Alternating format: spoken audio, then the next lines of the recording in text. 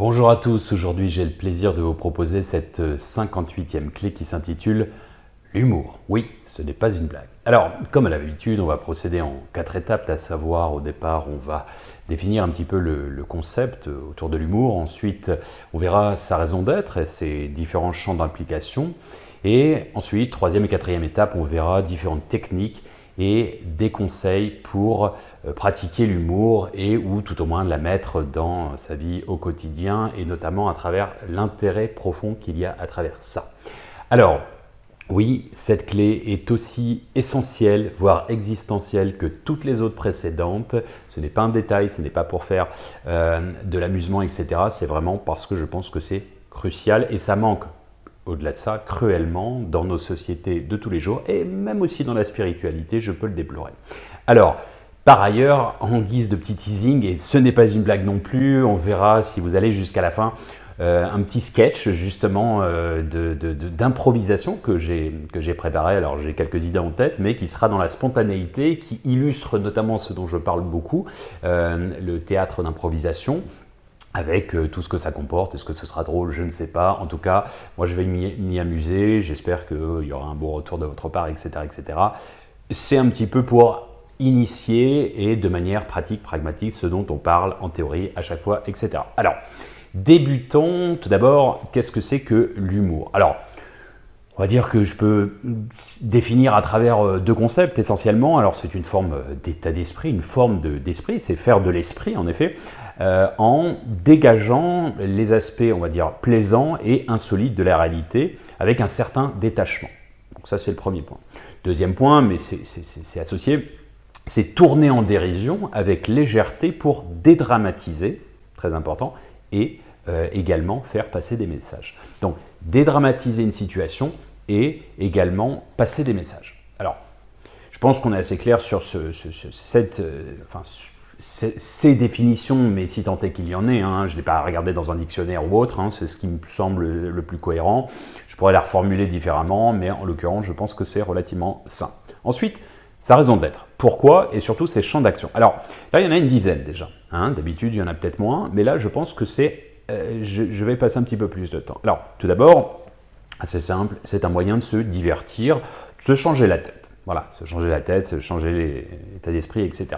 C'est la première chose. La deuxième chose, c'est un vecteur, c'est un facilitateur d'endorphines, c'est-à-dire des hormones du plaisir, du bonheur. D'accord? Donc, on va dire que c'est plutôt agréable et ça permet d'être, troisième point, en bonne santé.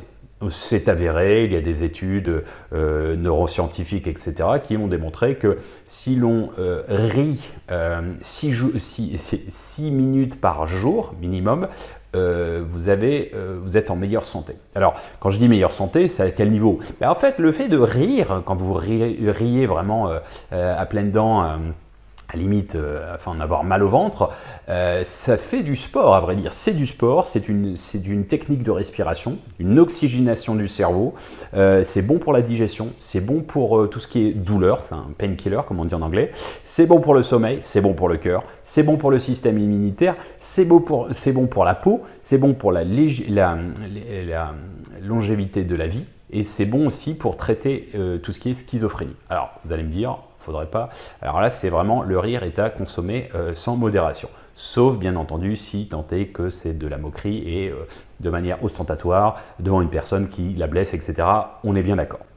Alors, quatrième, c'est bon pour le moral, d'accord? Rire est bon pour le moral. Oui, en effet, c'est bon pour le moral. C'est notamment, on va voir juste après, mais c'est pour ça qu'il est présent dans toutes les civilisations et notamment dans certaines qui ont beaucoup souffert, d'accord? L'humour juif, en l'occurrence. Alors, bon pour le moral, c'est évidemment, c'est lié à la santé, bien entendu, mais dans l'absolu, en fait, encore une fois, c'est l'œuf et la poule. C'est-à-dire que si vous avez une tendance à être optimiste et vous riez un petit peu de la vie, etc., ça vous permet d'avoir un état d'esprit, on va dire, positif. Ça vous permet d'avoir une dérision, d'être plus, on va dire, de chasser les mauvaises ondes, en quelque sorte. Donc de là, esprit positif, on l'a dit plein de fois, on l'a dit et redit, mais je veux vraiment que ça marque les esprits. L'état d'esprit positif a une influence sur votre ADN. C'est ce qu'on appelle l'épigénétique, c'est de la neuroplasticité. Plus vous empruntez des routes neurologiques dans votre cerveau positives, et plus vous avez tendance à être positif dans votre vie. Donc, votre état d'esprit impacte l'ADN, oui, c'est prouvé. Bruce Lipton, etc. Il y a eu des études, des papiers officiels, hein, des études scientifiques démontrées, etc., qui l'ont démontré. Donc voilà, donc ça permet de modifier l'ADN et de là d'avoir un métabolisme plus solide, etc. C'est notamment pour ça, on le verra après, qu'il y a notamment de plus en plus des thérapies du rire dans les hôpitaux, etc., pour les gamins ou autres, hein, et c'est vrai que c'est primordial. Alors, continuons, c'est un moyen de dédramatiser. Oui, en effet, de dédramatiser. Aujourd'hui, on est dans une sinistrose mondiale. Hein, on est dans une crise de la peur, une crise existentielle, etc., etc. Et oui, l'humour permet de se sortir en quelque sorte de ce marasme de mauvaise énergie. D'accord ? Dédramatiser, notamment dans des cas de figure. Alors pas que là, on ne va pas que focaliser tout le temps hein, sur la situation présente. Hein. Il y a eu pire dans l'histoire, largement pire. Il y a pire actuellement dans le monde, les guerres, etc. Enfin, à un moment, bon, bref, petit aparté. Mais je vais vous donner un exemple qui est pour moi très bien fait. C'est dans le film La vie est belle, d'accord, de Bellini. Il arrive à dédramatiser sans, entre guillemets, la Shoah, sans rentrer dans un irrespect. Et il a eu cette justesse qui est juste parfaite pour moi, enfin qui est extrêmement touchante, à savoir, bon, je ne vous spoil pas le film, mais c'est un Italien, une famille juive qui va être déportée, etc., qui va être dans les camps, et lui, il essaie de romancer pour préserver son enfant, et il fait semblant que c'est une sorte de grand jeu, etc., etc. Et c'est extrêmement touchant parce que, oui, c'est préservé, etc., c'est dédramatisé. À une autre échelle, je vais vous dire, dans l'ouvrage « La mort trait d'union avec l'éternité », alors je sais que cet ouvrage est disponible gratuitement, j'insiste, en audio et en PDF, mais c'est sur le trépas, la mort. Alors il y a plein de gens qui, à mon sens, ne veulent pas le lire parce qu'ils ont peur, ah, c'est glauque, etc. Évidemment, ce n'est pas une sacralisation de la mort et on est larmoyant pendant... Il fait 24 heures, hein, l'ouvrage, enfin en audio. Évidemment non, c'est même l'inverse, c'est une mise en relief de la vie, c'est un hymne à la vie et ce n'est pas du tout triste. Alors évidemment il y a des émotions, il y a des passages où même moi quand je le réécoute, etc., parce qu'en plus il y a des musiques, il y a toute une BO, il y a 20 minutes de BO avec des compositions originales qui ont été faites par nos soins. Quand je dis par nos soins, c'est Benoît qui les a faites en fonction de ce que je voulais, qu'on voulait, etc. D'autres amis qui ont participé, etc. Enfin, ça a été vraiment quelque chose de très, très touchant à ce niveau-là. Mais au-delà de ça, oui, c'est drôle. C'est-à-dire qu'en fait, sans vous spoiler le truc non plus, c'est un grand-père qui a quasiment 100 ans qui meurt. Ok. Donc, et il va faire partie intégrante de son petit-fils, c'est-à-dire que va s'instaurer une notion, en fait, comme si c'était son guide. Et en fait, il se rit de la vie, il se joue de la vie. C'est un petit peu comme une voix off, je sais pas, vous avez dans les sitcoms un peu à la con, vous savez où il faut vous rappeler quand est-ce qu'il faut rire, ça c'est toujours le truc, genre Cosby Show et autres, au cas où vous seriez un peu trop con et que vous ne comprendriez pas les blagues. Bon bref, c'est une autre histoire. Mais c'est ça en fait. Donc ça veut dire qu'en fait, des situations où il se marre quoi. Il dit, par exemple, il voit le voisin qui est le meilleur ennemi, etc. et qui commence à tomber dans ses bras, qui pleure et qui lui dit putain mais attends, et tu me faisais tellement chier, etc. à l'époque quand j'étais de mon vivant et là tu fais des mascarades quoi. Et entre autres, mais de même le petit-fils fait un discours, il débute en disant c'est larmoyant, machin, etc. Et il dit voilà, si vous pleurez tous, c'est que c'est bon signe. Si ça avait été un vieux con, eh ben, vous ne seriez pas là à pleurer, etc. Donc déjà, on va se rassurer de ça. Et en fait, il casse la glace, il fait rire, etc. Bon, vous pouvez imaginer que c'est emprunt à 60-70% de la réalité. Enfin, d'onces de réalité autobiographique, etc., etc. Voilà. Mais ce que je veux dire par là, c'est que oui, non, c'est drôle. En soi, c'est un accompagnement qui est drôle. Et même quand il trépasse, il dépeint, il explique comment ça se passe dans les coulisses, etc. Et c'est plutôt... alors, c'est pas hilarant non plus, hein, évidemment, mais il y a plein de choses. Quand petit aparté, et là, ça fera la jointure sur le sexe pour la prochaine clé. Il y a un moment, donc le petit-fils, il rencontre une superbe petite chinoise, etc., parce qu'il va être initié en Chine, et puis il va aller aussi en Inde, etc. Mais en Chine, en fait, il rencontre une demoiselle très, très jolie, poupée, machin, enfin, il dépeint, etc. Et le grand-père, bon, qui est toujours un petit peu... son côté un petit peu humoristique, et il dit ah, voilà, c'est ça. Et en fait, bon, il commence à se séduire, et puis bon, on passe à l'acte, bien entendu. Enfin, bien entendu, voilà. Et il y a un moment, le grand-père, il fait voilà, c'est ça, enfin, il fait pour rigoler, c'est ça l'enfer. C'est de voir ça, tellement des belles choses comme ça de la vie, et se dire qu'on ne pourra plus s'ancrer dans la matière, et c'est-à-dire faire l'amour, quoi, en gros. Et en fait, et évidemment, c'est humoristique, parce que bon, il est content que son petit-fils fasse la chose mystérieuse, etc., etc. Bon, bref, tout ça pour dire, oui, je pense que c'est un moyen de dédramatiser. Quand j'ai pris cet exemple, il y a différents humours. L'humour juif est très connu pour être très fin, très sarcastique. Et pourquoi? C'est pas lié qu'à la Shoah. Le peuple juif a été amené à errer, etc.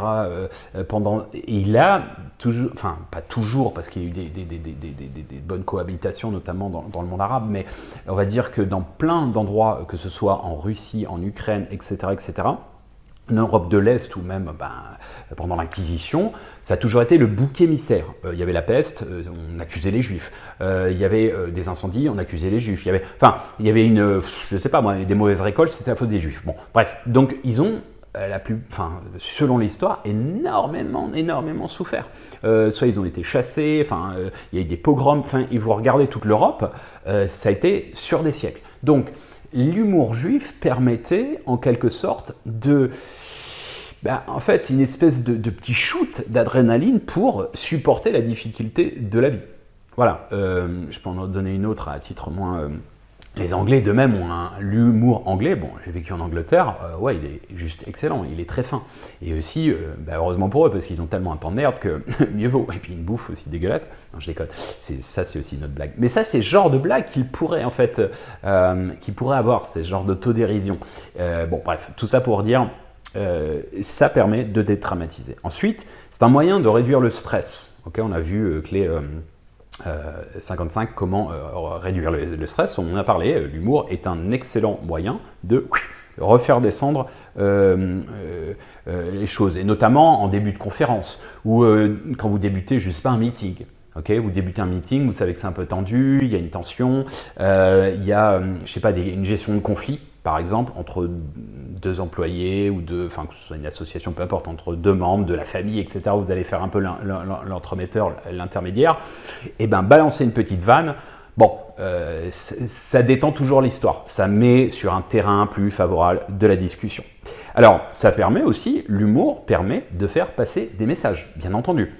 Je vous invite à regarder le petit sketch à la fin. Vous doutez bien que boum, boum, boum, il y a 2-3 petits trucs, ça me fait plaisir, hein, parce que évidemment, c'est censé être drôle, mais c'est aussi des choses que j'ai un petit peu de temps en temps là, et que je me dis, ah oui, qui me gonflent un peu parfois, vous voyez. Donc, ça permet aussi de faire passer des trucs quand vous faites, je sais notamment que ce soit dans l'éducation, dans l'amitié, dans le management, etc., etc., l'humour, vous dites un truc, pas vu, pas pris, quoi, en quelque sorte. Le message est passé, quoi qu'il arrive. D'ailleurs, on dit souvent que quand il y a de l'humour, en général, c'est un truc inconscient. Hein. Bon, bref, ça permet de faire passer des messages. Ça permet aussi, excusez-moi, mais d'injecter un peu de couleur dans une vie parfois un peu monotone et noir et blanc. Hein. C'est un petit peu, si on vit une vie métro, boulot, dodo et qu'il n'y a pas de magie, l'humour fait partie, à mon sens, de la magie. Il y a une forme, bien entendu, dans l'humour, de subtilité. C'est-à-dire que vous avez plein de types, que ce soit le sarcasme, la caricature, la parodie, l'autodérision, etc. il y a une subtilité, c'est-à-dire que ce n'est pas accessible à tout le monde. Ça dépend, il y a différents types, on le verra après, d'humour, mais ce n'est pas accessible à tout le monde. Ça permet d'encoder aussi. Je vais vous prendre un exemple. La Fontaine, donc ses poèmes ne sont pas innocents du tout. Ce sont des morales. Bon, au petit passage, il a tout emprunté quasiment pour ne pas dire plagié, aux contes arabes et aux contes persans. Mais bon, ça c'est une autre histoire, c'est pas grave. On va dire qu'il a permis de divulguer la connaissance, le patrimoine mondial de l'humanité, peu importe. Mais disons qu'à l'époque, c'est quand il prend des personnages, il se moque par exemple de la royauté, il se moque du roi, etc., etc., etc. Alors, le fait de le faire passer sous tel ou tel animal permet de faire passer la pilule. D'accord? Et ça, pourquoi je le précise, c'est que je pense qu'on voit le degré de liberté d'un peuple, d'une famille ou d'une communauté, peu importe, à son degré d'humour, de permissive. Et pourquoi je dis ça?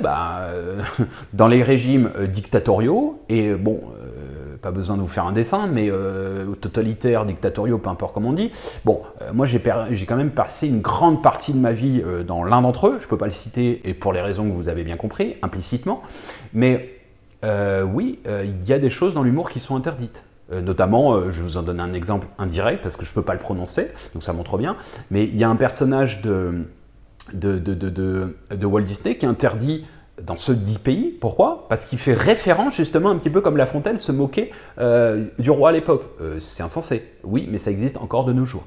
Et oui, les humoristes sont maltraités dans certains pays. Ou bien il y a des choses qui sont interdites, etc., etc. Bon, ça pour moi, vous savez, je vais vous donner un exemple un peu inaparté. C'est comme de mettre des truites, vous allez me dire le parallèle, oui, mais des truites dans un ruisseau. Les truites, si d'aventure il y a de la pollution, ce sont les premières qui meurent.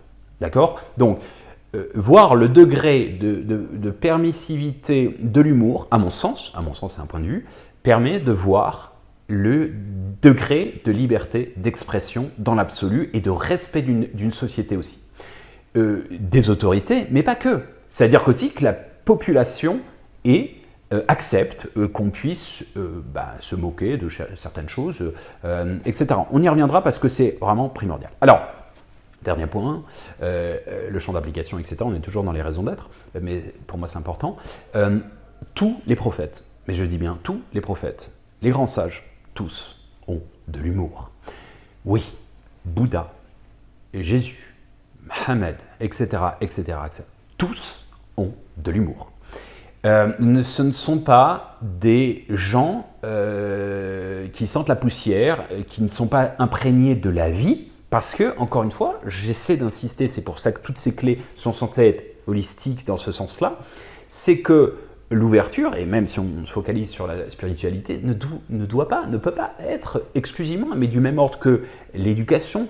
Apprendre, c'est pas chiant à mourir, ça peut être ludique. L'initiation sacrée en quelque sorte, oui, alors il y a un moment pour tout, hein, évidemment, c'est un peu comme dans l'amour, dans le sexe, etc., ce qu'on verra plus tard. Mais oui, on peut injecter de l'humour, un peu de fun, un peu de piment, d'étincelles, en quelque sorte d'originalité en quelque sorte. Alors pas forcément que... Mais il y a un moment pour tout, il y a un moment sacré, etc., peut-être posé, etc., etc. Mais je pense définitivement que c'est important aussi. Et la preuve en est, vous allez me dire, ah bon, il est sûr, machin, etc., lui. Ben oui, regardez, ne serait-ce qu'on va le revoir, mais le Bouddha rieur, c'est une métaphore. Le Bouddha rieur, le petit bien dodu qui se tape des barres, c'est une métaphore, expansion du Bouddha. C'est un des attraits du Bouddha. Le Bouddha, quand vous le voyez en Thaïlande ou quand il est dans son ascèse, avant l'illumination, parce que c'est parce qu'il va revenir sur la voie du milieu, c'est-à-dire au début il est extrême, il part dans un extrême, avant il est dans une vie mondaine, il en a rien à foutre de tout, jusqu'à 29 ans il perd son fils, ensuite il part dans l'extrême, il fait les ascèses, des jeunes hyper tous ses dents, etc. Il devient rachitique, il est immonde. Et ensuite, un jour, il entend par synchronicité un professeur de sitar qui dit si ta corde n'est pas assez tendue, elle n'émettra aucun son, et si elle est trop tendue, elle casse. Et c'est à ce moment-là qu'il a l'illumination et qu'il se dit ok, j'arrête les extraits et je reviens dans une voie du milieu, qui veut dire le plaisir de la chair, la bouffe, etc. L'humour aussi. Et c'est là qu'est né ensuite, par la suite, le Bouddha rieur, qui permet d'instaurer et d'enseigner aussi, c'est un des moyens. Alors, oui, quand vous voyez le Dalai Lama qui est un enseignant entre guillemets de sagesse, etc., qui est vu, quand vous regardez les 50 premiers bouquins, je crois, des bouquins les plus lus, dans les 20 premiers, il y a des messages du Dalai Lama qui sont censés révéler les gens et aider dans l'accès au bonheur, etc., etc. Mais c'est une personne au quotidien, vous le voyez, il fait des blagues, il est comme un môme, en fait. Donc il n'y a pas ce côté sacralisé, statue, genre... il y a un moment, excusez-moi, mais les gens qui sont tout le temps sérieux, je vais vous donner un exemple. Mozart disait « Je n'aime pas les gens exclusivement sérieux, ce ne sont pas des gens... ce ne sont pas des gens honnêtes. D'habitude je la connais. Je n'aime pas les gens qui n'ont pas d'humour, ce ne sont pas des gens sérieux. C'est de Mozart. Et ça, je vais vous dire, je l'ai sorti, donc c'est pour ça que normalement je la connais par cœur, à mon boss, à l'époque, le grand empereur de la multinationale dans laquelle j'étais. J'avais 25 ans, je venais débuter ma carrière, etc. Mais bon, ça se passait plus ou moins, ça faisait un an que je bossais pour eux. Et là, en meeting, vous avez des meetings où il y a centaines de personnes et vous êtes obligé d'expliquer votre stratégie ou vos résultats, etc., etc. Bon, bref, un grand congrès.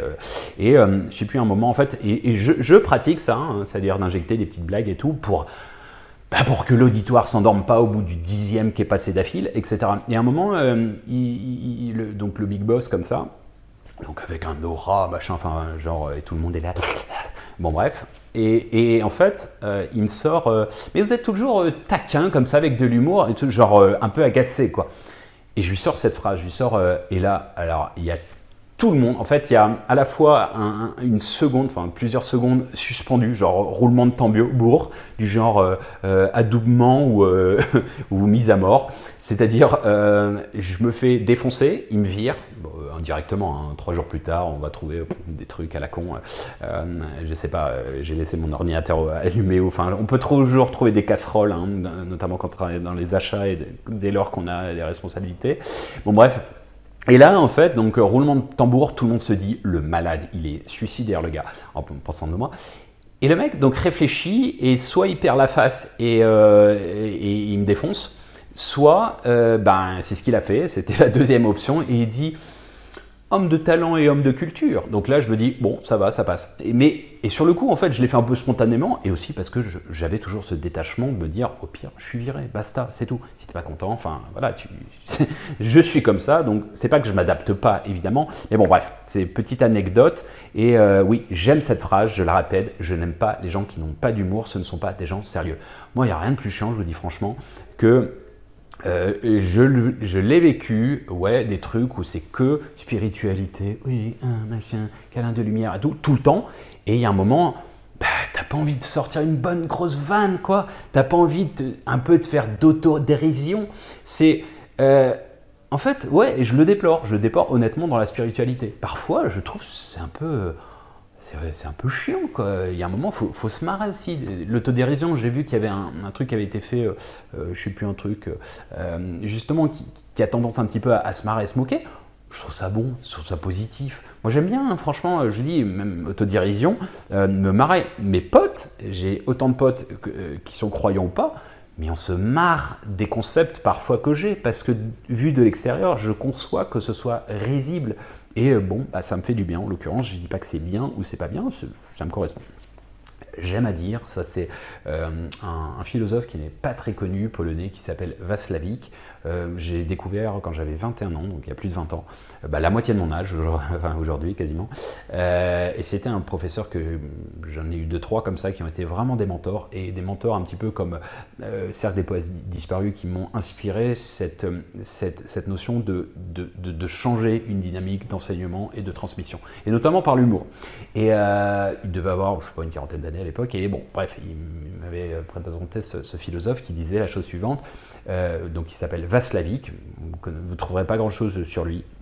Mais il est réel, hein, c'est pas fictif. Il disait la vie est un jeu dont la règle numéro 1 est de dire que ce n'est pas un jeu. Je la refais. La vie est un jeu dont la règle numéro 1, c'est de dire que ce n'est pas un jeu. Je la trouve vraiment superbe parce que on prend de la hauteur. Voilà. 3, alors pareil, j'aime à dire, mais ça c'est complètement personnel, ça c'est une phrase que j'aime dire souvent. Heureusement, il me semble que Dieu a plus d'humour que la plupart de ces créatures qu'il a parfois créées par autodérision. Qu'est-ce que ça veut dire? Ça fait référence à plein de gens, de maîtres la vertu, quel que soit religieux ou pas, qui, évidemment dans le cas du concept de Dieu, qui interprètent et qui voient un Dieu punisseur, méchant, et qui sont sans être dans le jugement, c'est bien, c'est pas bien, machin, etc.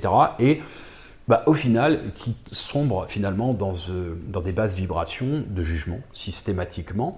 Et oui, je pense que non, moi je vous ai toujours expliqué, dans le concept, depuis que je suis enfant, je n'ai jamais dit j'ai peur de Dieu, je suis dans la soumission, j'ai peur, je me comporte bien pour faire bien et que mes parents soient contents de moi, que Dieu soit... Non, non, non, il y a un plaisir à faire du bien, il y a un plaisir à bien se comporter. Et je n'ai pas une relation conflictuelle de je t'aime moi non plus avec, entre guillemets, le vivant. C'est plutôt, c'est de l'amour, c'est que de l'amour. Donc non, je n'ai pas cet anathème, encore une fois. Donc oui, je pense qu'il a énormément d'humour. C'est lui qui a inventé l'humour. Donc de facto, je pense que oui, il désacralise un peu le truc. C'est-à-dire que je pense qu'il se gausse, qu'il se marre si d'aventure on fait des blagues sur Dieu, même. Oui, on peut aller à l'extrême. Ce n'est pas offensant, ce n'est pas un blasphème pour moi. J'aime pas ce terme blasphème parce que il s'instaure dans un truc où, oui, il y a un truc, il y a un cadre et machin, et ça manque un petit peu parfois de la vie est un jeu, c'est dans la règle numéro 1, et de dire que ce n'est pas un jeu. Alors, bien sûr, pas à l'extrême, je ne vais pas vous dire... bon bref, pas à l'extrême. Voilà, évidemment, toujours la voie du milieu, bien entendu. J'aime aussi, ça c'est un Israélien qui dit la chose suivante, c'est Sami Michael qui dit « Aucune tombe, aucune synagogue, aucune mosquée ni aucune église ne sont plus sacrées que les cris de joie des jardins d'enfants. » Et ça, je la trouve magnifique parce que c'est sacraliser justement les rires d'un enfant par rapport à ces 10 lieux sacrés. Parce que c'est ce que mes poumons expliquaient, le style de vie, c'est que le sacré, il est en nous, il est dans notre tête, il est dans notre cœur, et il est au quotidien. Il n'est pas fragmenté du reste de la vie. C'est pas au moment où vous allez dans un lieu de pèlerinage que vous redevenez nécessairement dans le sacré. Le sacré peut être à tout moment. Oui, il y a du sacré en matant un film drôle. Oui, en faisant l'amour. Oui, dans tout et partout. Dès lors, encore une fois, si un ivrogne pénètre une taverne, ça reste une taverne. Si un croyant pénètre une taverne, ça devient un temple. Voilà, c'est ça l'idée, c'est contempler la vie. Alors, je reprécise, j'incite, je déplore que bien souvent, dans la spiritualité, sous prétexte, même New Age, sous prétexte que c'est sacré, c'est le respect, c'est machin, etc. Donc c'est des choses... on ne puisse pas s'éclater, on ne puisse pas rigoler. Et ça devient un peu, parfois, chiant à mourir, tout simplement. C'est un peu aseptisé, mais c'est la même chose que dans l'amour et ou dans le sexe. Ce sera la clé 59 et 60. Oui, je prône un peu de folie, un peu de fraîcheur, un peu de spontanéité, un peu de piment, tout simplement. Et oui, je pense que l'humour peut faire sa place aussi, même dans le sexe et dans l'amour. Sinon, encore une fois, c'est une inspiration, mais... voilà, bon, je pense que vous aurez compris. Alors, quelques points essentiels avant de débuter les techniques et les conseils. 3 points, 3 piliers. Évidemment, l'humour est subjectif. D'accord ? Ce qui est drôle pour vous ne l'est pas pour moi et inversement. D'accord ? C'est pour ça qu'il y a différents types d'humour. Je vous ai dit, l'humour juif, l'humour anglais. Bon, bref, il y a plein de types d'humour. En fonction d'une culture, en fonction d'une sensibilité, etc., etc. Mais c'est subjectif, bien entendu. Il y a différentes utilisations, surtout. Très important. Et contexte. Et ensuite, dernier point, dernier pilier, c'est cette question existentielle. Peut-on rire de tout ? Alors souvent, communément, on a tendance à dire oui, on peut rire de tout, mais pas avec tout le monde.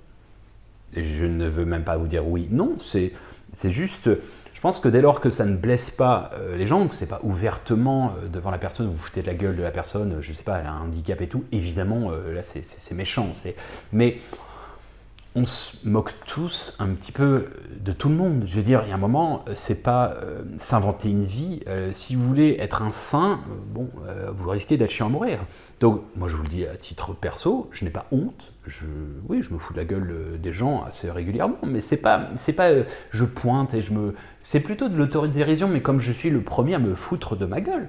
Mais c'est gentil. C'est comme quand vous chambrez un pote ou une copine, peu importe, c'est ça. C'est uniquement ça. Est-ce que c'est méchant quand on a ce... Alors, regardez tous les trucs qu'il y avait à l'époque, vidéo gag, c'est quoi? Bah, c'est juste des gens qui se cassent la gueule et on se marre. C'est méchant? Bah non, c'est pas méchant. On sait qu'ils se sont pas fait mal en général quand ils figurent là-dedans. Bon, bah c'est naturel. Il n'y a pas un truc, oui, quand quelqu'un...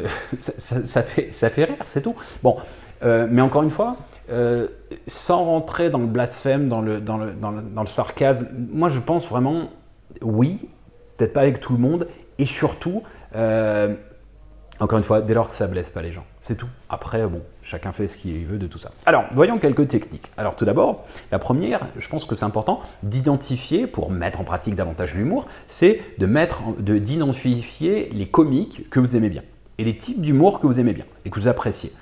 C'est souvent lié à un trait d'esprit, c'est une forme de personnalité et aussi d'intelligence. Il y a des humours qui sont très subtils, qui ne sont pas accessibles à tout le monde.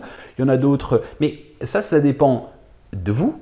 On ne va pas s'inventer, ah oui, ça c'est un petit peu, vous voyez, c'est très mondain, voilà, c'est drôle, mais voilà, c'est un niveau, machin. C'est pas ça l'idée, hein, c'est ce qui vibre ou pas. Je veux dire, il n'y a pas de honte à c'est vous, c'est vos goûts, et ça se discute pas en quelque sorte. Donc, il y a, je vous dis, plus d'une dizaine, là je vous en cite une dizaine, mais il y a plein de... Donc, identifier l'humour noir, c'est-à-dire sarcastique, gore parfois, c'est arrivé près de chez vous, ce genre de truc, etc. L'humour parfois, mais complètement différent, pipi caca, prout, machin. Bon, perso, ça me fait pas marrer, mais il y en a que ça fait marrer. Les petits gamins, quand on dit en général prout, pète, machin, etc., ça les fait marrer. Hein. Bon, après, je sais pas, je vais pas citer certains comiques, en l'occurrence, j'en ai en tête, mais moi ça me fait pas marrer, il y a des gens que ça fait marrer. Si ça fait marrer, qu'est-ce qui est produit à la fin? Du rire, des bonnes énergies. Donc il n'y a pas un bon rire et un mauvais rire. Vous voyez, c'est pas un jugement. Il y a de l'humour subtil, raffiné, je vous ai dit l'humour juif, l'humour anglais. Il y a des jeux d'esprit, c'est-à-dire des jeux de mots, pas des mots MAUX, c'est des jeux de mots de tête, parfois oui, des calembours, des contrepétries, etc. etc. Bon, bref, qui sont souvent très subtils. Hein. Il y en a un qui, je pourrais faire pour la jointure avec la sexualité. Ce que je me permets, oui, allez, permettons-nous, c'est de Coluche d'ailleurs, hein, c'est pas de moi, qui dit compromis, chose due. Bon, qui peut l'entendre, la comprendra, c'est du vieux français, faut le séparer, compromis, chose due, con, ça veut dire le sexe de la femme, mais ça c'est du vieux français François. Bon bref, vous voyez, c'est ce genre de truc, bon c'est des calembours, c'est des jeux de mots, c'est, bon, ça peut être, c'est pas forcément hilarant évidemment, mais c'est subtil, voilà, tout le monde ne le peut pas. On parlait justement par extension, les grosses fins de cul, excusez-moi, les fins de grâce, machin, bon, on va pas s'avouer qu'on va pas se mentir que souvent c'est un peu plus masculin, mais aussi féminin. Hein. Il y a des femmes qui aiment bien ça, ça les fait marrer, souvent. Souvent dans des réunions ou des soirées mecs, évidemment, ça tourne beaucoup autour de ça. C'est drôle. Est-ce que c'est drôle ou pas tout le temps? Je sais pas. Il y a un moment, peut-être que ça exclusivement, ça devient lourd, mais ouais, c'est marrant aussi. Enfin, encore une fois. Au-delà des blagues très grasses, très limite beauf, mais on s'en fout. Encore une fois, beauf, c'est qu'une perception par rapport à certains nantis, je sais pas moi, pseudo-érudits, des sachants qui jugent, etc. Beauf, on est tous le beauf de quelqu'un, hein, encore une fois, ou teenager, je sais pas, un peu à la jacasse, machin, enfin à l'anglaise, américaine. Les parodies. les imitations, il y a les gens qui adorent les imitations, se charrier, c'est-à-dire charrier entre amis, etc. Bon, ben voilà, il y en a, c'est leur délire et tout. Ou même l'absurde. L'absurde, vous avez des courants même très philosophiques. Hein. Ionesco, c'est un écrivain, un philosophe roumain. Bon, c'est lui qui a écrit Le Dinosaure, etc. Il dépeint avec absurde un monde qui devient extrême, raciste, fasciste, etc. Bon, c'est dans les années 30. Hein. Bon, voilà, dans l'absurde, vous en avez plein. Je sais pas, l'absurde, qu'est-ce que ça peut être? Ça peut être, Mr Bean, pas forcément, mais l'absurde, bon, j'ai pas en tête là, mais vous en avez plein. Bon, bref, que ce soit, je vous donne quelques exemples en français, les nuls, bon, c'est plus pipi caca, bon, les inconnus, Groland, bon, ça c'est... c'est un peu noir en général, hein, faut accepter. Les Deschiens à l'époque, Dieudo, bon, c'est polémique hein, ça, mais bon, est-ce que ça vous fait rire? Je sais pas, enfin peu importe, Jamel, Gad Elmaleh, De Vos, alors on parle de... Moi c'est quelqu'un qui mon père adorait et... J'adore, quand je revois, mais c'était d'une finesse, il joue avec le verbe, les mots, etc. C'est du langage des oiseaux, quelque part. Desproges, c'était très très fin également. Coluche, c'était pareil, c'était Fernand Reynaud, quand on parlait des messages, quand il fait le sketch l'étranger ou les étrangers, je sais plus, j'aime pas les étrangers, ils viennent manger le pain des Français, et puis à la fin, sans spolier la feinte, ils ont viré tous les étrangers, et il dit, ils viennent manger le pain des Français, il répète ça tout le temps, et puis ça finit comment sur le fait... maintenant on n'a plus de pain. Pourquoi? Parce qu'il était étranger. Donc voilà. Donc le boulanger était étranger, donc ils n'ont plus de pain. Ils venaient manger le pain des Français, mais en même temps ils le faisaient aussi. C'est toujours d'actualité. Hein. Donc bref, il passait des messages. Mais moi je vais vous dire franchement un truc que je déplore aujourd'hui, c'est que malheureusement j'ai l'impression parfois, mais beaucoup en France et puis dans le monde entier aussi, on peut plus rire de rien. Mais vraiment, c'est-à-dire qu'en fait il y a trop de thèmes tabous où c'était beaucoup moins polémique ou source de polémique avant. Je vais vous donner un exemple simple. Est-ce que c'est drôle, est-ce que c'est pas drôle? Bon, je ne sais pas, c'est pas la question, mais Coluche faisait cette blague dans les années 80. Coluche, donc fils d'immigrés italiens, etc. Plutôt mec ouvert d'esprit, hein, c'était pas du tout un raciste. Il faisait une blague, il disait à l'époque... les Noirs, c'est comme les Arabes, ça devrait pas... non, pardon. Le racisme, c'est comme les Noirs et les Arabes, ça devrait pas exister. C'est purement raciste. Aujourd'hui, quelqu'un ferait cette blague, il se fait laminer. À l'époque, ça passait crème, ça passait bien. Pourquoi? Et personne de la communauté d'SOS Racisme et autres n'ont attaqué Coluche. Vous voyez, quand Desproges fait son sketch dans les années 80 ou même 70, je crois, on me dit que des Juifs se sont introduits dans la salle. C'est un sketch sur les Juifs. Et le mec n'est pas du tout antisémite. C'est de la dérision, c'est de l'humour. Probablement aussi même juif. Il peut en rire avec des communautés ouvertes d'esprit. Mais aujourd'hui, le danger, ne plus pouvoir rire peut-être de tout, fait qu'en fait, qu'est-ce qu'on fait? Au final, à mon sens, ça c'est mon point de vue, finalement, on entretient ceux pour lesquels on voudrait défendre.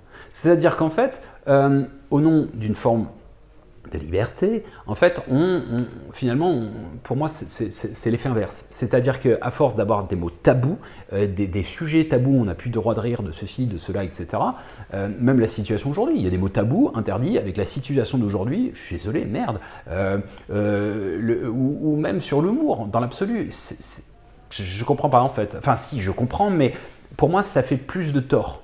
C'est-à-dire que mettre des quotas comme tel fait qu'au final, non, ça ne crée pas plus de tolérance, ça fait plus de frustration pour certains qui étaient plutôt entre les deux, et ils basculent en disant « Putain, on n'a plus le droit de rien aujourd'hui, on n'a plus le droit de se marrer, etc. » Bon, bref, à bon entendeur, salut. Celle-ci, elle va loin. Oui, je parlais de l'humour qui peut être utilisé politiquement, etc. Je vous ai déjà parlé pour la nouvelle année. Le 1er avril, donc c'est une grosse blague, etc. Qu'est-ce que ça marque? Ça marque, c'est Charles IX, rectificatif, j'ai dit Augustin à l'époque, Charles IX, qui instaure le fait que l'on passe du début de l'année, non pas comme c'était communément au printemps, c'est-à-dire plutôt 20-23 mars, mais au 1er janvier. Donc c'est complètement une réforme qui, pour le peuple, qui est plutôt dans le paganisme continuel, c'est-à-dire que ça fait des millénaires que l'on perpétue cette tradition que le début de l'année débute au printemps, ce qui est un peu plus logique, la nature se réveille, c'est un début. Mais donc, ok, institutionnellement parlant, c'est mis en place par Charles IX, et pour s'en moquer, il crée, entre guillemets, à la même date que normalement cette célébration, parce qu'ils font la fête pendant une semaine, et donc la fin, c'est le 1er avril. Et le 1er avril, ce sont des blagues, ce sont un peu comme le carnaval, etc., qui montrent en fait la moquerie, le pied de nez à Charles IX, du genre, bon, bah, ta loi institutionnelle a débuté l'année au 1er janvier, bon, ben, on n'en a rien à foutre, on s'en moque, et d'ailleurs, on fait la fête. Nous, on continue à faire la fête et ton pied de nez, c'est le 1er avril. Donc voilà, c'est de l'ordre politique, hein, quelque part. Je vous ai dit, quand La Fontaine fait ses poèmes, ils sont virulents, ils sont dérangeants, etc. Mais le roi, est-ce qu'il a la subtilité de comprendre? Oui, non, il laisse faire, je ne sais pas, en l'occurrence. Mais je vais vous en donner un autre. Vous savez, je regardais un podcast de Laurent Gassiot à l'époque. Les Guignols, on aimait, on n'aimait pas. Mais c'était une preuve profonde de liberté. Que ce soit des temps de Mitterrand, de Chirac et autres, c'était, oui, il se foutait ouvertement de la gueule, même Bébécho, lui, pour le coup, en fait, il explique bien qu'il a eu des menaces de mort après. Bon, ça veut dire qu'il y a un problème. Ça veut dire qu'il y a un moment, quand on ne respecte plus, et justement, il disait, enfin certains politiques disaient, mais non, mais oui, même si c'est jamais très marrant, j'imagine, de se faire, qu'on se fout de sa gueule systématiquement, mais c'était encore quelque part un indicateur du degré de liberté, etc. Donc, et il a eu, c'était après, c'était quand justement il y a eu les actionnaires, etc., et puis les nouveaux aussi. Enfin bon bref, je ne peux pas aller rentrer trop loin dans les polémiques, mais voilà, c'était quand même quelque chose qui apportait une fraîcheur sur une situation, etc., sans rentrer et créer le bordel. Ça peut aussi permettre de passer les messages. Bon bref, revenons à des techniques. Donc, identifier ce que vous aimez en tant que comique et style humour. Regarder régulièrement des sketchs le soir ou des trucs un peu drôles, légers, le soir éventuellement pour vous déconnecter, pour vous détendre.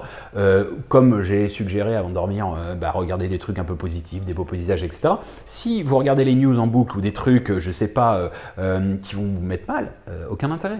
Rigoler le soir permet... Bon, ça c'est important à mon sens. Si vous n'avez pas les sketchs, lisez des BD ou des livres de blagues. Oui, ça peut en effet vous permettre de vous aérer l'esprit, et pour les raisons qu'on a vues juste avant. Ensuite, une autre technique, alors elle n'est pas du tout conventionnelle, mais ça c'est un truc que je préconise, c'est d'écouter des rires à la con. Qu'est-ce que ça veut dire? Regardez, tapez rire à la con, ou rire débile, ou rire stupide, niais, tout ce que vous voulez, sur YouTube ou autre, et vous allez voir, vous en avez plein. Et en fait, vous allez me dire, mais c'est complètement con. Oui, c'est complètement con, mais le rire communicatif va vous faire au début vous marrer un petit peu, et en fait, vous allez être pris dans un fou rire. Je vous promets.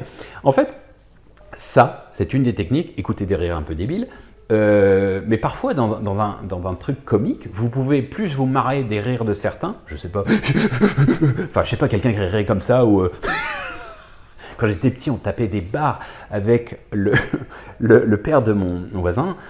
Pourquoi? Parce qu'en fait il rigolait comme ça. Je vais essayer de le faire, ça en général c'est difficile. Et plus il le faisait, plus on se marrait. C'est débile, vous allez me dire. Oui, c'est débile. Mais en l'occurrence, et on vient le truc, c'est que l'esprit ne fait pas la différence entre la fiction et la réalité. C'est-à-dire que forcez-vous à rire, si vous riez, votre corps créera des endorphines du même ordre. D'accord? Donc, on s'en fout à la limite de l'origine, si c'est vrai ou c'est un faux rire, etc. On s'est forcé. Alors, on vient justement à l'autre technique, qui est la thérapie par le rire. Alors, c'est de plus en plus utilisé. Faites-le seul, faites-le en groupe, etc. Alors, au début, on se force. Ok, ça fait un peu con, je suis d'accord. Je vais vous le faire. Je suis très mauvais en imitation de rire. Yeah. Bon, ça fait très faux, on est bien d'accord. Sauf que quand vous le faites, au bout de quelques secondes, ça va commencer à venir. C'est un peu le moteur qui démarre. Au-delà de ça, quand vous pouvez me regarder et vous dire « Ah, il le fait trop mal » et ça vous fait marrer, ou quelqu'un d'autre va le refaire, etc., ou je sais pas, oh oui, les rires, ça marche bien souvent, les rires un petit peu de cochon. Bon, les gens qui, bon, c'est pas de leur faute, mais c'est comme ça. Bon, bref, mais le fait de se forcer un petit peu, l'appétit vient en mangeant, le rire vient en riant. Ok, c'est le même principe. La théorie par le rire a été démontrée. Encore une fois, je vous dis, quand on va par exemple faire de la théorie par le rire au sein des hôpitaux, pour les enfants ou pour même les personnes âgées, etc., eh bien oui, ça leur produit des endorphines, du bonheur, et ça permet de les aider. Alors, encore une fois, c'est l'instaurer en fait dans sa vie de tous les jours. Donc se forcer permet aussi, faites ce test de thérapie par le rire, faites-le tout seul, avec les rires à la con, faites-le tout seul spontanément, et faites-le avec, mais honnêtement, commencez votre journée avec juste vous forcer, allez 1 minute, vous allez voir, votre journée va être beaucoup plus fluide, extraordinaire, etc. Autre technique, je vous invite à essayer cette technique de philosophie, de vision, de caméra cachée ou de parodie. J'en ai déjà parlé. En gros, caméra cachée, parce que parfois on a l'impression que la vie c'est juste une énorme blague. C'est-à-dire, mais il se fout de ma gueule là, c'est pas possible, il y a une caméra cachée, vous voulez me faire péter un plomb. Quand vous avez un cumul de merde, excusez-moi, hein, mais c'est successif dans une journée, vous dites, non mais attendez, ah vous faites un coup, ah d'accord, donc c'est une parodie. Mais parfois quand je regarde les actualités, le zapping ou ma vie en général, je me dis, ah ouais là, oh, franchement, les scénaristes là vous êtes balèzes. Fallait vraiment y penser à ça. Ah celle-là elle est bonne, hein. Celle-ci. Et en fait, c'est non pas du sarcasme, c'est plutôt de la, comment dire, c'est du détachement de la parodie de la vie. C'est-à-dire, oui, ça ne résout pas les problèmes, non, mais ça permet de les voir de manière allégée. Je vais te donner un truc. Trois films. Un, alors en français je crois que c'est Le Vice, en anglais c'est Vice, c'est avec toute l'administration Bush de l'époque, et notamment Dick Cheney, etc., qui est le mentor et qui est celui qui manipule en gros le pouvoir. C'est super bien fait. Il est vraiment bien fait ce film parce qu'en fait, il y a toujours une partie sarcastique, c'est-à-dire qu'en fait, ils vont dire un truc et puis voilà, et après, enfin en gros, ils coupent le film et en fait, il y a une narration disant oui, et puis tout s'est amélioré, tout le monde est parti, machin, etc. Et puis, non mais vous croyez vraiment à ce que je vous dis là? Et en fait, ils reviennent toujours avec des blagues comme ça. Alors, ça permet de passer la douloureuse. Pourquoi? Parce que c'est un sujet crispant, parce qu'il est mort derrière l'anthrax, enfin toutes les dérives, des attentats, etc., etc., etc. Bon, ils reviennent dessus, c'est pas de la propagande, c'est de la réalité historique, et il est bien fait. The Big Shot, c'est le casse du siècle, je crois en français.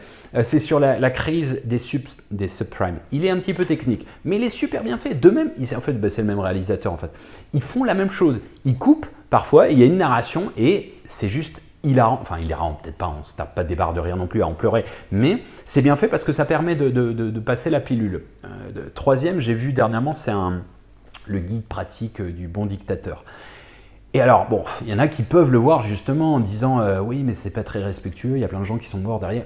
Oui, on est d'accord, mais en fait, de vous mettre ça en disant ouais, tiens, ce soir, je vais me faire la vie des dictateurs, comment être un bon dictateur, etc., c'est pas très fun. On est bien d'accord, hein, c'est pas très. Mais la manière dont ils le font, c'est bien orchestré parce qu'il y a une finesse dans c'est de la provoque, évidemment. Les guides du bon dictateur, ils n'ont absolument pas envie, en le réalisant, que les gens deviennent des dictateurs, c'est évident. Mais ils montrent en fait quels sont les schémas qui sont répétitifs dans la vie d'un psychopathe à la base. Donc c'est ça. Il y en a un dernier en date. On aime, on n'aime pas. Bon, il fait le buzz en ce moment. C'est Look Up Down. Je ne sais plus si c'est avec DiCaprio, c'est sur le réchauffement climatique. En gros, la métaphore, c'est sans spoiler le film, mais c'est une comète qui arrive dans 6 mois et qui va défoncer toute la Terre. Et en gros, c'est le principe de réchauffement climatique. Et en gros, les gens n'en ont strictement rien à foutre. Rien à foutre. En fait, on est dans de ce monde d'illusions matérialistes. Ce qui est important, ce qui fait le buzz, c'est la rupture de tel ou tel illustre star, machin. La personne qui est lanceur d'alerte passe pour un illuminé, un cinglé, un rabat-joie, etc., etc. Et évidemment, on peut se dire, ça peut être grinçant. Si on arrive à le prendre, ce film, de la manière dont ils ont voulu le montrer, le fait que ce soit sarcastique, et notamment qu'il y ait de l'humour en quelque sorte, on aime, on n'aime pas, mais c'est pas en fait, il passe mieux. Il passe mieux, et bon, voilà, encore une fois, je pense que vous aurez bien compris, ça fait passer des messages. La vie est un jeu dont la règle numéro 1 est de dire que ce n'est pas un jeu. Ensuite, évidemment, dans les techniques ou les conseils, on va dire, c'est de s'entourer de personnes qui ont de l'humour. Ah oui, c'est important. Les personnes qui ont de l'humour, il y a les personnes qui, et notamment votre humour. Moi, je vous ai déjà expliqué, j'ai des potes qui ne sont pas spirituels, qui ne sont pas intellectuels nécessairement, il n'y a pas de grande discussion, mais on s'en fout. Et quand on se voit, on sait qu'on va juste marrer. Bah, c'est déjà super. C'est déjà super bien. Il y en a d'autres où ça va être toujours super profond, très machin, mais il n'y aura pas d'humour. Bah, c'est comme ça. Mais je pense que c'est important dans son équilibre de vie d'avoir un entourage, oui, de gens qui ont... alors, on ne choisit pas cherche amis avec humour, ce n'est pas une blague, évidemment non, mais voilà. Je pense que c'est important d'avoir dans son entourage des personnes comme telles. Ensuite, je vous invite, mais c'est ce que je vais faire après, hein, de faire des petits sketchs, des petits spectacles, avec les enfants notamment, donc ça peut être un prétexte, comme ça, ça fait une cohésion si vous en avez ou pas, et ça peut être de l'ordre associatif, que ce soit ponctuel, une sorte de mission, nous on en fait beaucoup, je vous ai expliqué à l'orphelinat, des petits sketchs, des trucs d'humour, des spectacles, vous pouvez les divulguer, je sais pas, aller dans un hôpital pour les n'importe qui, hein, que ce soit pour les mômes, que ce soit pour les anciens, etc., ou n'importe qui. Ça permet, encore une fois, une cohésion, une réalisation, enfin plein de choses qui sont liées. Hein. On en revient à ce qu'on disait sur la clé précédente, 57 sur la réalisation. Bon voilà, ce sont des... ça permet aussi, ça peut être de l'improvisation, c'est-à-dire l'improvisation, je vous ai dit, ça permet la confiance en soi, etc., la spontanéité, etc., etc. Ensuite, moi, ce que je vous invite aussi dans les conseils et techniques, c'est de vous inspirer, inspirez-vous, apprenez des blagues, lisez des blagues, machin, essayez de les restaurer. Alors, il y a des gens qui sont nuls pour raconter des blagues, ce qui en fait un côté marrant. Vous voyez, moi j'ai jamais trop aimé ça, mais c'est vrai qu'il y en a qui le font bien, ou il y en a qui sont de tension, ou il y en a qui oublient, etc. Enfin, où ils balancent la chute, enfin, ça en devient drôle en fait. Bon, les sessions blagues en soirée, il y a un moment quand on est un peu éméché ou pas, hein, moi je vois pas, donc ça devient drôle. Ça devient drôle parce que parfois c'est grotesque, donc c'est drôle. Faire par exemple avec des mômes, des grimaces par exemple, vous avez l'air d'un con, ou vous faites des grimaces dans la glace, vous avez l'air d'un con en effet, mais ça devient drôle quoi. Ou bien, une technique c'est d'imiter quelqu'un, alors jeu du miroir d'une personne que vous connaissez, ou je sais pas, une personne connue. Et surtout quand vous imitez mal, c'est encore plus drôle. Je vais vous en faire un parce que j'ai pas peur du ridicule, vu que j'imite très très mal. Et je dis souvent par sarcasme, moi j'aurais pu être comique, j'aurais imité des centaines de personnes toujours avec la même voix, ce qui sous-entend que je suis un mauvais imitateur. Mais je sais pas, écoutez, crotte de caniche, vous voyez, ça c'est l'archétype bidon de Chirac. Bon, je l'ai précisé parce que évidemment personne n'aurait reconnu. Bon. Quand vous vous amusez à faire ça, et j'aime le faire de temps en temps parce que je sais que c'est ridicule, faire le débile comme ça, vous avez l'air très bête. Regardez, si vous avez des chats, il y a une période dans la journée où ils font n'importe quoi. Ça part en sucette, ils se retournent, ils font des trucs de gogol, de débiles. Et bien en fait, c'est un peu ça l'idée. Imitation, voire on pète un câble. J'ai déjà expliqué dans la danse extatique, ça, vous avez envie de faire le pharaon, saute-mouton, peu importe, un truc débile qui se passe par la tête, et bien faites-le, ça fait partie de ça. Parce que c'est, encore une fois, quand vous voyez les soirées où les mecs sont complètement, mecs ou nanas, bourrés, ils montent leur cul, ils s'amusent à faire des trucs complètement débiles, pissés, etc. C'est bien qu'il y a un carcan sociétal qui fait qu'il y a un interdit. Donc, pas obligé d'être bourré pour faire n'importe quoi. Vous pouvez aussi faire n'importe quoi de manière un peu raisonnable et raisonnée, et ça permet vraiment de se lâcher, etc. Et vous allez filmer-vous, vous allez vous marrer encore plus quand vous allez regarder le lendemain, etc. Ça permet de s'aérer, etc., etc. Alors, autre point, prenez des cours d'humour. Oui, ce n'est pas une blague. Oui, ça existe a priori, des cours d'humour. Alors, j'y crois pas des masses parce que je pense que c'est un peu comme des cours de drague, etc. Je trouve que c'est bidon. On l'a pas. C'est un peu spontané. Ça peut peut-être vous donner quelques tuyaux, je ne sais pas. Allez-y. Peut-être, non, mais là, je pense que c'est plutôt cours d'impro. Ou du théâtre d'improvisation, c'est-à-dire une spontanéité. Sortez des blagues, elles sont pas marrantes et donc vous allez faire rire tout le monde, etc., etc. Faire le con, faire des grimaces, enfin, un genre de trucs qui, à terme, permettent l'humour dans l'absolu. Alors, Je vous invite à continuer parce que je vous ai dit, je vous ai préparé un petit sketch d'improvisation qui est censé être léger, qui n'est pas censé être hilarant, etc. C'est juste une illustration en pratique, aussi pour sortir du carcan. Je ne suis pas un sachant, je suis un humble étudiant de vie et pour montrer aussi que dans la vie de tous les jours, voilà, c'est une invitation, etc. Ça vaut ce que ça vaut, évidemment, s'il vous plaît, c'est de l'humour. Donc l'idée n'est pas de se foutre de la gueule des gens, d'être méchant, etc. C'est censé divertir, voilà, c'est tout. Alors, je conclurai, entre guillemets, j'aime cette citation, elle est très simple, elle est d'Osho, je l'ai gardée Osho, mais ça aurait pu être de n'importe qui, parce que pas fallu s'appeler Osho ou autre pour sortir ça. Mais bon, je vais reprendre ses propos. L'humour permet, donc pour moi, parce que l'humour permet une légèreté dans la vie. Il dit la chose suivante: la vie en tant que telle doit être considérée comme une plaisanterie cosmique. Et puis, soudain, vous vous détendez parce qu'il n'y a pas de quoi être tendu. Et dans cette relaxation extrême, quelque chose commence à changer en vous. Voilà, encore une fois, il ne fallait pas nécessairement s'appeler Osho pour la sortir, mais bon, je la trouve intéressante. Voilà, peu importe si on aime ou on n'aime pas le personnage, j'aime cette citation, ça s'arrête là. Il s'agit juste d'une clé parmi tant d'autres pour vous de façonner votre passe-partout, pour ouvrir les portes de la conscience, du cœur, de tout ce que vous voulez. Comme vous le savez, tous les chemins mènent à Rome et au Dôme, à bon entendeur. Salut! Salut à toi, jeune rêveur endormi ou vieille âme sœur de lumière. À toi de choisir, hein. Je crois que la question, elle est vite répondue. C'est Steven, comme tu sais maintenant, Ch'ti parce que je viens du Nord et Even parce qu'en anglais, au cas où tu ne saurais pas, ça veut dire paradis parce que je vais te vendre plein de rêves à crédit. Alors, j'aurais pu dire aussi que je m'appelle François Deschamps, sauf que c'est un peu moins cool, tu vois. J'essaie d'être cool, on fait ce qu'on peut. Ouais, Deschamps, j'aurais pu jouer dans le langage des oiseaux, Deschamps, la clé des champs quantiques, des champs unifiés, etc. Mais bon, je pense que Steven, c'est carrément plus cool. Alors, tout d'abord, avant de débuter, avant de débunker ce que je veux te dire, en fait, je voudrais que tu likes. Ça, c'est la chose la plus importante. Tu likes, tu t'abonnes, tu partages surtout. C'est la chose la plus importante de cette vidéo. Que tu aimes pas, on s'en fout. Ce qui compte, c'est que tu likes et que tu t'abonnes surtout pour le référencement. Pourquoi? Bah, c'est très simple. Parce qu'à la clé, plus tu vas te référencer, plus tu vas t'abonner et plus je vais faire de fric. D'ailleurs, à ce sujet, moi, j'ai aucun tabou avec la thune. Cette vidéo est sponsorisée par plein de marques que je vais mettre à la fin. Ça prendra un petit peu de temps parce que je vais le mettre aussi dans les rubriques, puis je vais les citer parce qu'à chaque fois que je les cite, je gagne du fric. Voilà, c'est comme ça. Je vais même t'apprendre à en faire plein de fric parce que je pense que c'est cool. Le fric, c'est chic.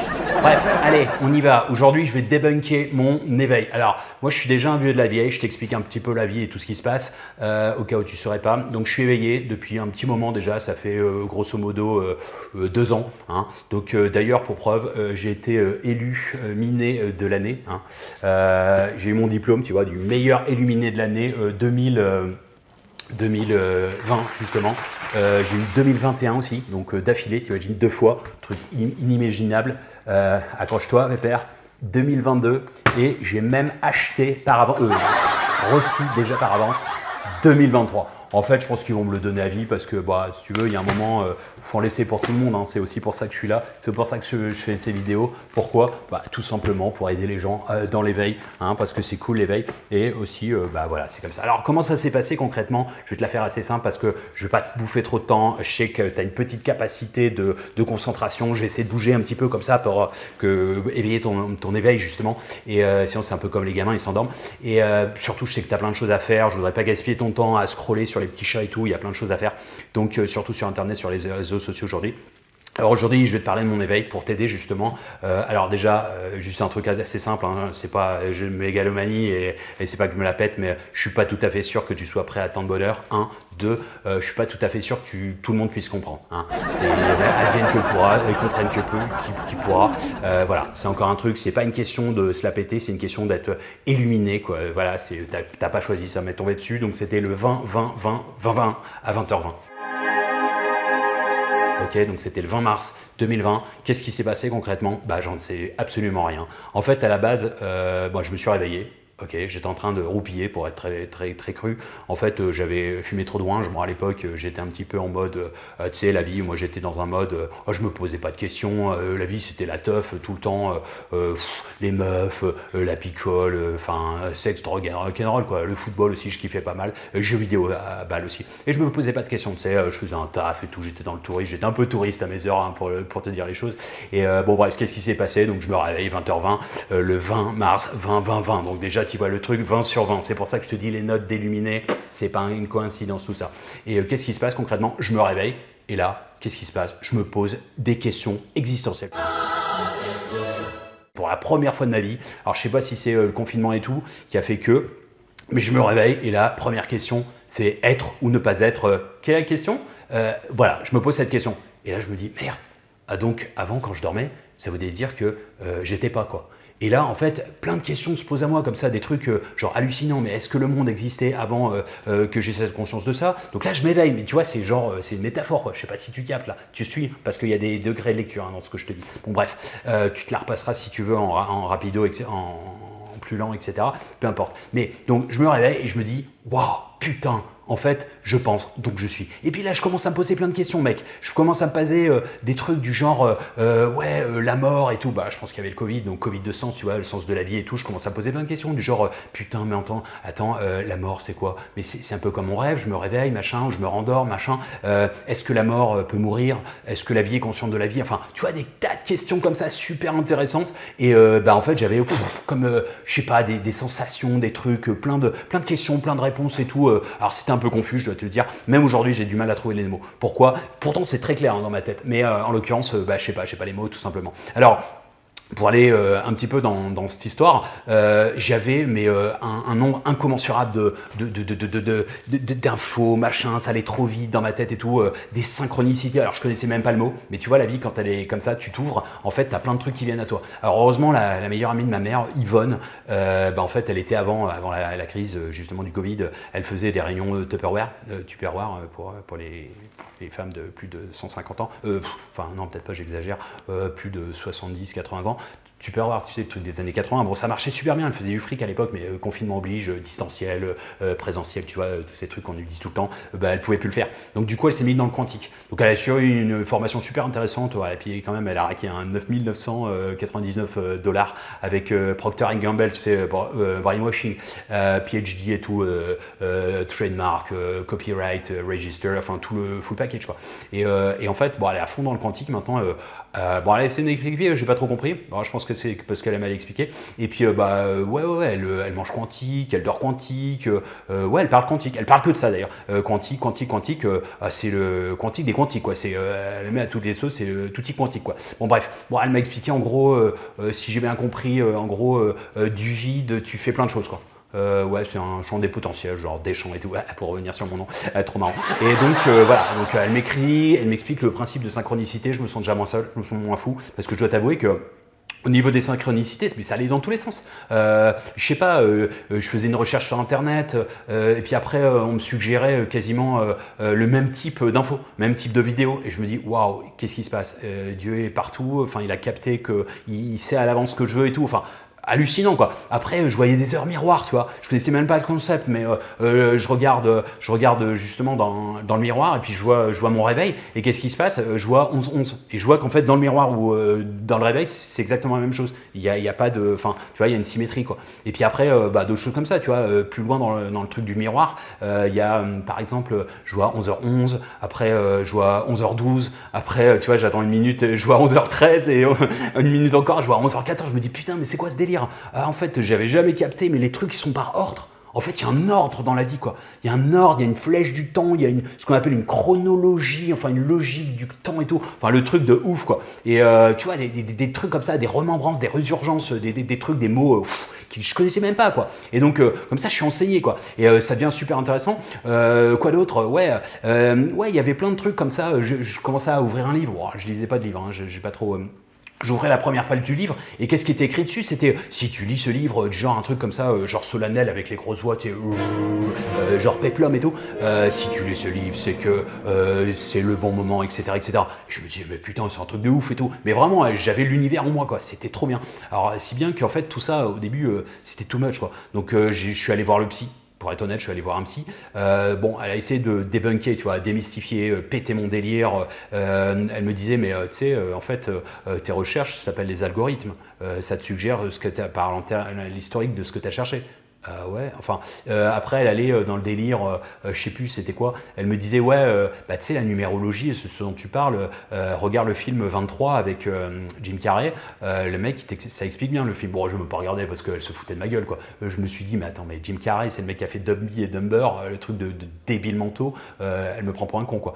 Après elle me disait ouais mais les livres, enfin tu lis ça à ce moment là c'est logique, tous les gens qui vont le lire vont se dire la même chose, combien de livres t'as pas lu et ils stipulent la même chose sauf que tu lis pas. C'est pas une coïncidence, c'est juste un état de fait. Dès que tu lis. Bon, bref, elle voulait me retourner la tête, elle voulait casser mon délire, elle voulait baisser mes vibrations. En fait, vous savez quoi? Elle voulait casser mon éveil. Pourquoi? Parce que, un, je pense qu'elle était jalouse. Deux, je pense qu'elle faisait partie d'une espèce de secte sataniste ou je sais pas, ou de par son nom surtout. Ouais, tu vois quoi, hein? Tu vois qui, hein? Tu vois? Bah, genre, j'ai capté direct, quoi. En fait, elle voulait entretenir la Matrix, la 3D et tout, pour se faire du fric et tout, et surtout péter mon éveil. Pourquoi? Parce qu'en fait, mon éveil, c'est quasiment l'éveil du monde entier. Si je m'éveille, eh ben le monde entier s'éveille. Et c'est ça qu'elle a dû capter. Et elle a dû se dire non, non, il ne faut surtout pas qu'il s'éveille. Donc on lui casse son délire, etc. etc. Alors c'est vrai que franchement au début c'était un peu difficile. Voilà, bon, j'ai essayé de, comme j'ai pu, hein, je sais pas, de bouquiner et tout. J'ai lu, hein, j'ai acheté. Enfin, j'ai acheté, j'ai arrêté à la 13e page. Pourquoi? 13e, ouais, c'est un peu. Ouais, l'éveil pour les nuls. Trop compliqué le truc. Franchement, trop mal expliqué. Je pense qu'en fait, c'est une technique. C'est une technique pour t'endormir en fait. C'est une technique pour surtout pas que tu comprennes et que tu t'éveilles. Parce que genre c'est un truc d'érudit, de mecs qui se branlent la nouille et tout et en fait ils veulent t'entuber, t'embobiner quoi. Donc du coup je me suis dit on jarte la culture quoi. Donc j'ai arrêté à la 13e page tu vois.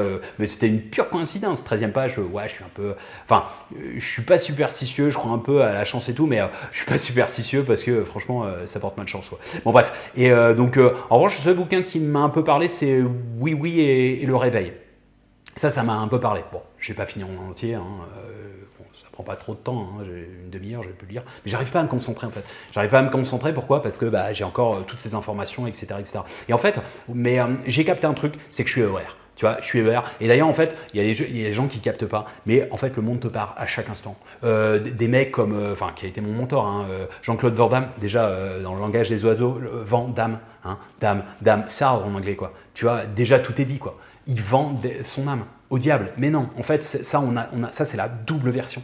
Tu vois, il y a un double langage. En fait, quand il parle, tout le monde dit ouais, il a pris de la coke, il est chelou et tout. Non, non, non, non. Quand tu l'écoutes vraiment puissamment, le mec, en fait, c'est son surmoi qui parle pour toi. Si t'es capté, si t'es câblé, si t'es à hauteur de comprendre. Mais la plupart des gens, ils sont débiles, donc ils comprennent pas ce qu'il dit. Mais le mec, il envoie du lourd, hein. Franchement. Donc je me suis retapé tous les trucs.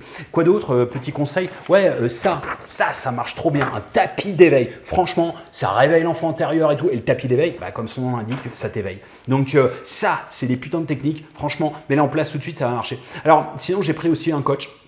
Pris un coach spirituel.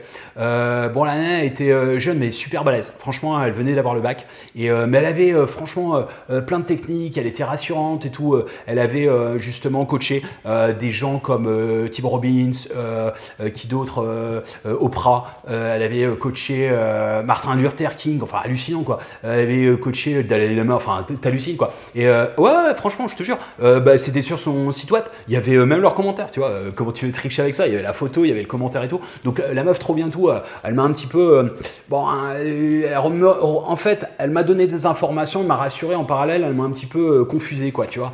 C'est un peu malaisant quoi, comme on dit souvent, malaisant, confusant parce qu'en fait elle oscillait tout le temps entre jour nuit, fausse lumière, vraie lumière, fausse lumière, puis je voyais que ça en fait. Et à un moment ça m'a aveuglé quoi. J'avais l'impression d'avoir un trombinoscope dans ma tête, fausse lumière, vraie lumière, vraie lumière.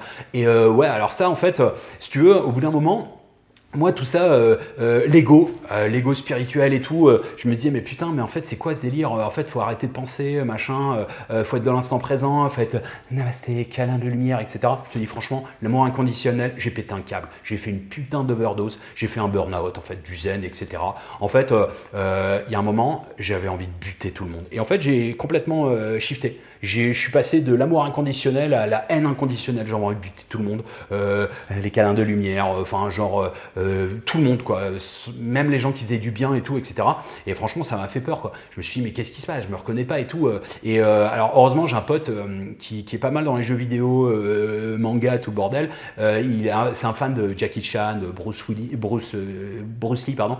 Et le mec, en fait, il m'a expliqué en fait la voie du milieu. Alors, voie du milieu, pour la faire simple, je sais que tu vas peut-être pas comprendre, c'est plus compliqué que ça, hein, c'est ancestral et tout. Mais lui, il a capté je sais pas, il a fait une formation à distance sur un truc sur internet, 2-3 tutos, il a tout de suite compris. Bon bref, la voie du milieu, c'est comme son nom l'indique, tu es au milieu. Et donc c'est pour éviter les extrêmes. Donc du coup, moi, au lieu de faire d'être dans l'amour inconditionnel et puis en fait j'ai choisi de faire par alternance en fait, un jour sur deux. Et un jour je suis en amour inconditionnel, je kiffe tout le monde, j'ai envie de rouler des pelles à tout le monde, même les dictateurs et tout. Et puis le lendemain en fait je suis en mode haine inconditionnelle, comme ça c'est balancé quoi. Alors j'ai envie de buter tout le monde, genre même je sais pas, un gamin il a rien fait, j'ai envie de lui mettre une claque, etc.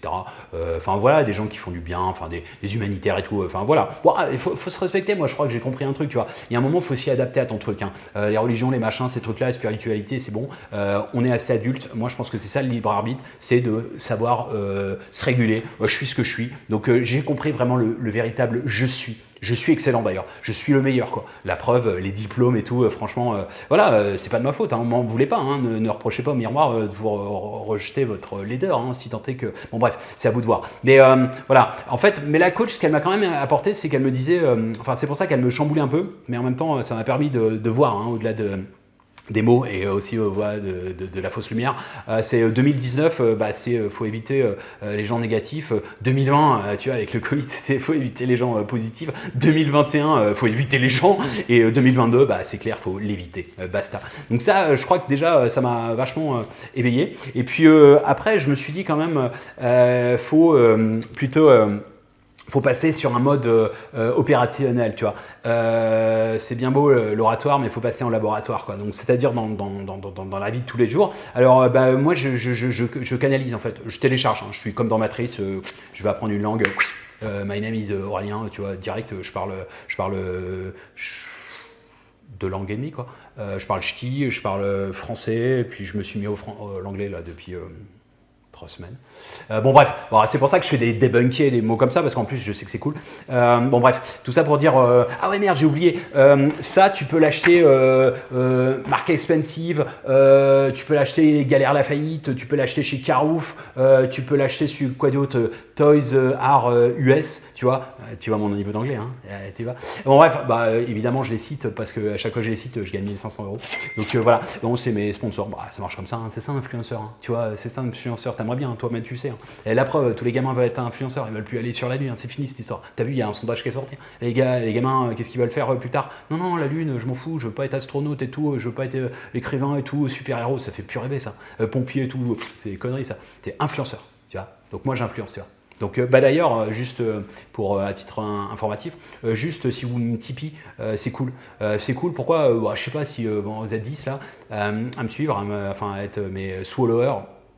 Si jamais vous me donnez juste, je sais pas moi, symboliquement, juste, allez, 2000 balles par mois, vous imaginez, putain, ça me fait 20 000 balles net d'impôts. Franchement, je suis tranquille le chat, quoi. J'ai même plus quasiment, enfin, bon, ça va, quoi.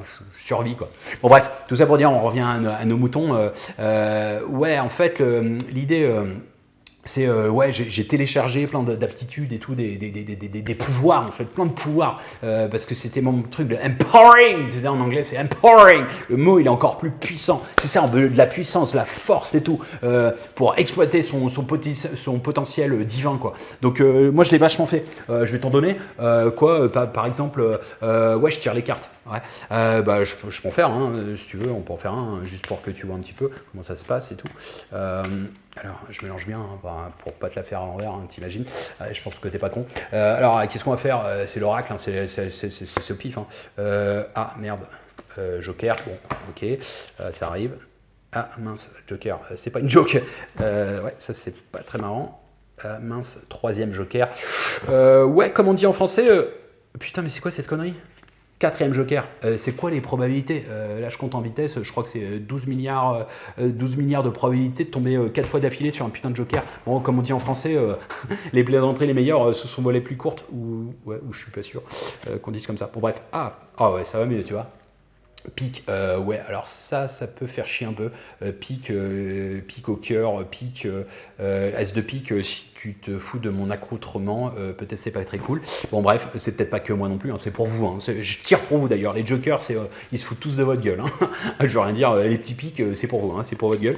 Bah tiens, pour les messieurs, bah dommage, bah ta reine, tu vas rester sur le carreau, mon gars. Et puis, bon, on va finir sur une note positive, bon, c'est cool. C'est quoi? 8. Alors, à l'envers, bah, ça fait l'infini. Donc, l'infini d'amour. C'est pas génial, ça? Ça, c'est l'amour inconditionnel. Vous prenez si vous voulez ou pas. Dites amen, dites amen. Amen. Et là, l'amour, la prospérité, l'abondance, tout ça, direct, ça vient. Il n'y a rien besoin de faire. Message des guides. On parle de ça. Synchronicité. Attendez. Je crois qu'il y a une notification. Message des guides. Attendez. Ah non, merde. Non, excusez-moi, vous entendez? C'est le voisin. Erreur de diagnostic, désolé. Si. Attends. Ouais, message des guides. Ouais. Ouf. Ouh là là. Ouf. 2022. Année du changement. Oula, plein de changements. Plein de morts. Plein de morts. Ça va. Je vois plein de... ouais, il y a plein de naissances aussi. Ouais. Il y a des incendies. Des changements. On dit vraiment des changements. Hein. Ouais, c'est l'année du changement. Le taf est fait. C'est une question administrative. Hein. Ça arrive. Hein. L'éveil est là. Il n'y a plus rien à faire. Pas besoin de se bouger le cul. Ouais. Ok. Restez dans l'amour. Aligné. Ne réfléchissez pas. On est là. Ok. Bon, c'est cool. Ok. Aimez-vous les uns les autres. D'accord. Waouh. Putain. Waouh, trop trip de ouf quoi. Je sais même pas ce que j'ai dit. J'ai dit quoi là? Putain, je vais être obligé de regarder la vidéo pour me rappeler ce que j'ai dit. Putain, ouais, trop canalisé quoi. Waouh. Et dans canalisé, il y a qu'à faire. Bon, ok, mauvaise blague, désolé. Waouh, putain. Si, putain, je me souviens d'un truc. Aimez-vous les uns les autres. Waouh, c'est fort ça quand même. Aimez-vous les uns les autres, tu vois. La synchronicité avec les cartes là, direct l'amour inconditionnel. Putain, mais tout est enchevêtré, tout est connecté, mec. Franchement, c'est un truc de ouf, quoi. Et alors, juste si on continue, cartomancie, je tire les cartes, je canalise. Je suis devenu, en fait, j'ai déjà une belle expérience là-dessus. Je suis chaman alchimiste. Donc, en fait, je transmute les choses, votre pognon en choses, vous voyez. Je m'initie, en fait. On est en train de faire... alors, moi, je fais des soins. Je fais pas mal de soins. Je fais justement, on est dans un business avec nos clients, hein, pas nos patients, nos clients. On fait des containers de présence. En fait, je mets ma présence dans des containers et Yvonne, donc elle complète avec son vide quantique en fait. Donc on fait un combining quoi et comme ça on optimise les coûts logistiques surtout.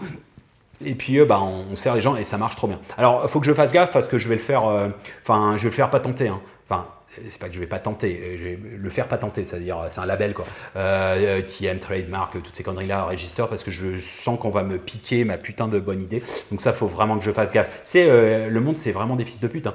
C'est tous des chiens. Hein. C'est la vie, faut se battre, hein. Faut se battre tous les jours quoi. Donc, pas trop quoi, amour inconditionnel quoi. Bon bref, tout ça pour dire, j'ai eu d'autabilité, avant j'étais dans le tourisme, donc je me suis recyclé, je me suis fait virer, licenciement économique à cause du Covid, toi-même tu sais, tu connais, hein, on peut plus voyager, c'est un peu relou. Bon, alors je suis devenu guide opérateur pour voyage astral. Alors comment je fais en fait? Je me projette astralement parlant, les nuits, à ceux qui n'ont pas payé bien entendu, le voyage. Et alors ils me voient pas forcément en tant que moi, ils peuvent me voir sous forme d'une licorne ou machin, ils peuvent pas me reconnaître, mais moi je sais que je les guide quoi. Donc je connais tous les recoins, hein. C'est un peu comme un guide, hein, tout simplement. Je suis guide, donc donc ça marche super bien. C'est assez nouveau et puis voilà. Bon bref, mais en fait, juste pour info, En fait, je pense qu'il y a plein de choses à faire si vous voulez. Vous pouvez aussi vous inscrire à mon cours. Bon, il coûte un peu, mais voilà, c'est un investissement, c'est pour ta vie, quoi. Tu fais ce que tu veux, mais je vais t'apprendre à faire du fric.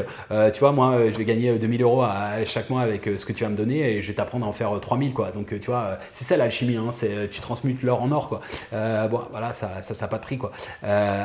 Bon, bref, et tout ça pour dire aussi que, dernière petite chose par provocation, comme disait Aristote, on a la vie qu'on mérite, hein, premier point. Donc ça, c'est provoque, hein, c'est pour te provoquer, tu as besoin de ça, hein, t'aimes ça, hein, t'aimes bien quand te botte le cul de temps en temps, hein, parce que sinon tu restes vissé sur ton putain de siège, etc., et rien foutre derrière ton ordinateur. Alors je te le dis franchement, ça c'est pas moi, c'est Aristote qui disait par provocation, on a la vie qu'on mérite, 1, 2, si t'as une vie de merde, bah fallait bosser à l'école, et puis 3, sinon bah tu t'enlèves les doigts, quoi. Et puis dernier axe, 4e qui fait le trou, voilà, plutôt que de regarder le sage qui montre la lune avec le doigt, ouais, la lune, je sais plus. Bon, bref, t'as compris, quoi. En tout cas, une chose est sûre, garde ça en tête, revois la vidéo, like surtout et transfère à tout le monde. Tous les chemins mènent au Rome. Putain, vous faites chier avec votre bordel là. Depuis tout à l'heure, il n'y a plus moyen d'être zen. Putain, je fais une vidéo là, je suis en train d'être cool, zen et tout. Je vends des trucs et tout. Putain, je bosse là. Putain, faites chier. Oh, Jean-Michel, tu coupes ça au montage, hein, bien entendu. Surtout à la fin, là, je sais pas, je fais une pause, je sais pas pourquoi, c'est de la merde. Ok, tu mets une musique, tu mets un flash, tu mets ce que tu veux. Ok, tu t'éclates, merci. Salut. Tu me fais un café, Janine, et que ça saute.